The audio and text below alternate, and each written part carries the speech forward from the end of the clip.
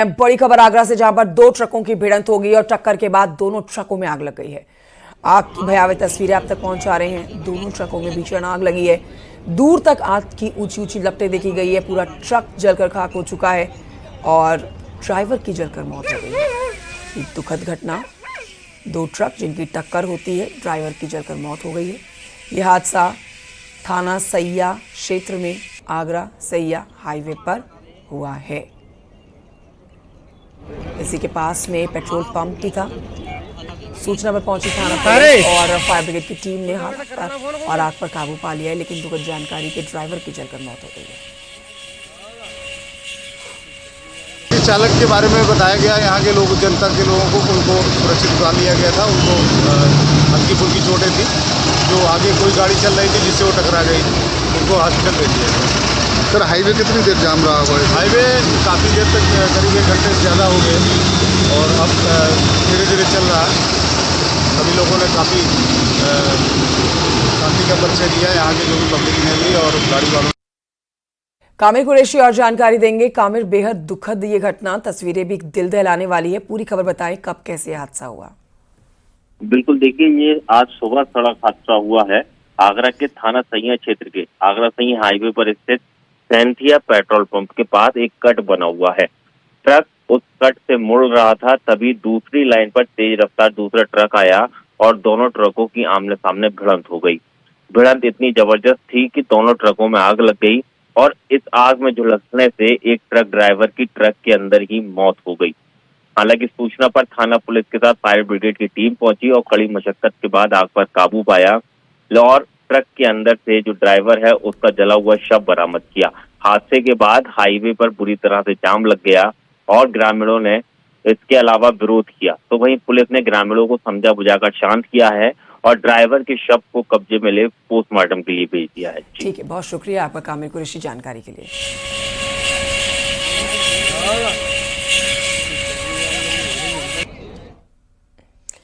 आगरा के बाद खबर गोंडा से है, जहां पर 1 लाख रुपए का इनामी एनकाउंटर में ढेर किया गया है। हत्या, लूट, चोरी की वारदातों में ये वांटेड चल रहा था। सोनू पासी इसका नाम। संगीन धाराओं में लगभग 50 मुकदमे सोनू पासी पर दर्ज है।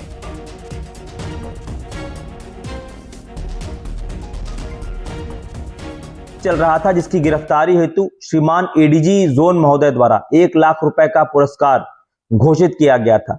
इस बदमाश में पूर्व में भी करीब 48 से अधिक संगीन धाराओं में विभिन्न थानों और जनपदों में मुकदमे पंजीकृत हैं, जिसमें चोरी, लूट, डकैती विद मर्डर आदि गंभीर धाराओं में मुकदमे पंजीकृत होना पाया गया है।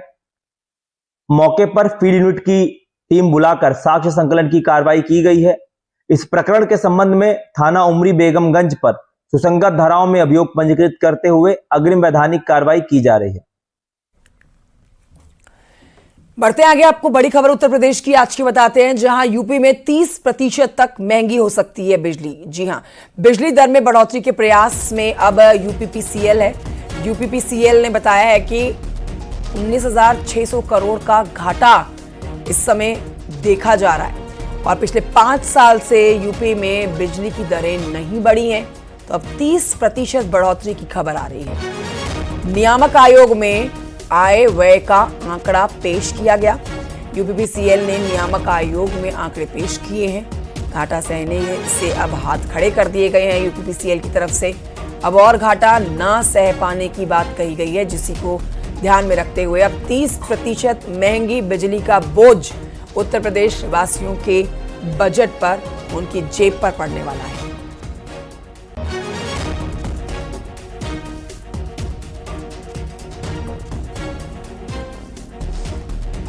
उधर आपको बताएंगे, डिप्टी सीएम ब्रजेश पाठक और समाजवादी पार्टी के अध्यक्ष अखिलेश यादव के बीच में सोशल मीडिया पर पोस्ट वॉर लगातार जारी है। ब्रजेश पाठक ने आज फिर से अखिलेश यादव पर पोस्ट के जरिए तंज कसा। ब्रजेश पाठक ने कहा है कि किसी पोस्ट करने से पहले पोस्ट पढ़ लिया जाना चाहिए। पर्चा राजनीतिक विज्ञान का था और आपने जवाब होम साइंस वाली कुंजी से टीप कर दे दिया। डीएनए के सवाल पर जवाब नहीं है तो माफी मांग लीजिए।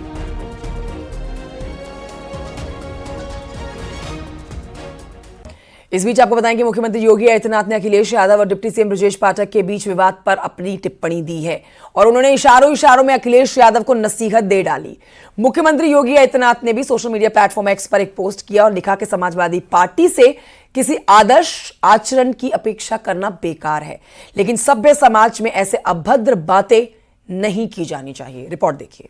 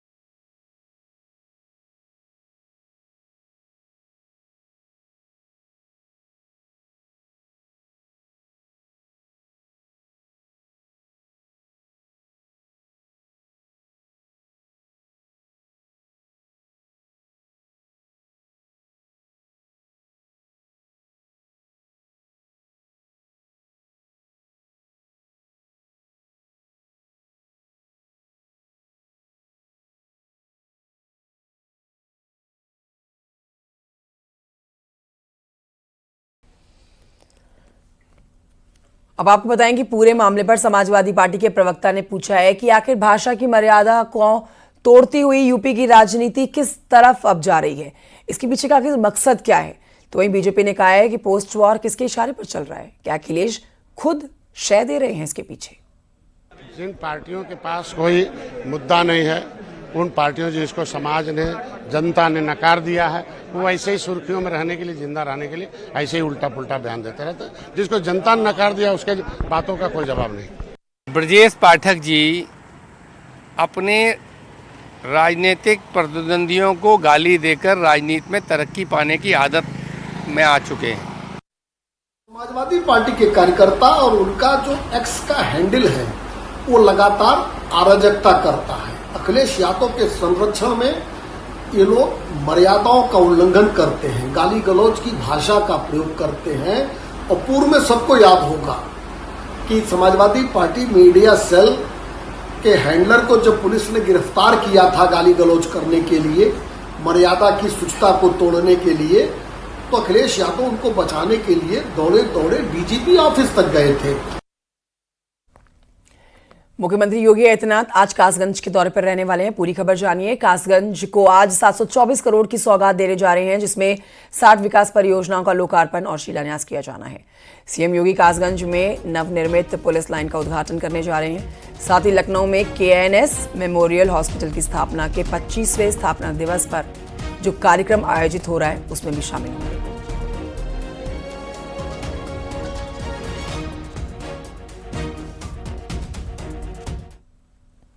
सीएम योगी ने सहकारिता विभाग की समीक्षा की है और इस बैठक में सीएम योगी ने किसानों की आय में वृद्धि और आर्थिक सशक्तिकरण के लिए मुख्यमंत्री कृषक समृद्धि योजना शुरू करने का आदेश दिया।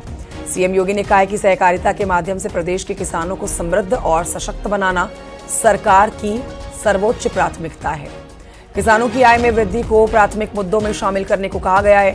सीएम योगी ने सहकारिता क्षेत्र में खाली बैंकिंग और नॉन बैंकिंग पदों पर जल्द से जल्द भर्ती के आदेश दिए।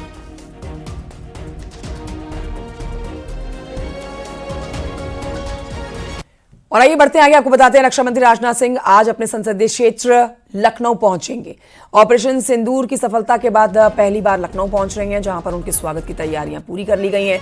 हजारों की संख्या में यहां पर बीजेपी के कार्यकर्ता जो है वो मौजूद रहेंगे। हाथों में उनके तिरंगा होगा। शाम 4:30 बजे रक्षा मंत्री राजनाथ सिंह लखनऊ एयरपोर्ट पहुंचेंगे और यहां से सीधे विकास खंड 2 गोमती नगर जाएंगे। डॉक्टर KNS मेमोरियल हॉस्पिटल के रजत जयंती समारोह में शामिल होने जा रहे हैं।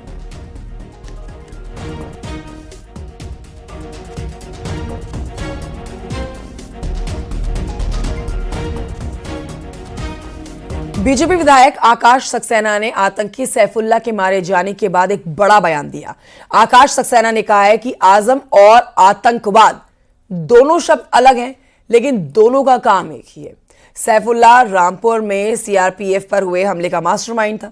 उसके मारे जाने के बाद आकाश सक्सेना ने इस पर खुशी जताई है। क्या कह रहे हैं, सुनिए। 31 दिसंबर 2007 की रात जब यहाँ CRPF पर हमला हुआ था तो उसमें मास्टरमाइंड के रूप में सैफुल्ला का नाम प्रकाश में आया था। समाजवादी पार्टी की सरकार बनने के बाद 2012 में ही आजम ने उन सभी आतंकवादियों पर से मुकदमा छुड़वाने के लिए पत्राचार शुरू किया था और तब उस पत्राचार के बाद जब वो रामपुर आया था तब प्रशासन ने ही इस पर आपत्ति दर्ज की थी। कहने का पता सिर्फ इतना है कि आजम और आतंकवाद ये शब्द ज़रूर अलग अलग हैं, लेकिन दोनों के काम एक ही हैं। और आजम तो इस बात को खुद स्वीकार कर चुके हैं कि आजम की जो जौहर यूनिवर्सिटी है उसमें पूरा पैसा दाऊद का लगा हुआ है।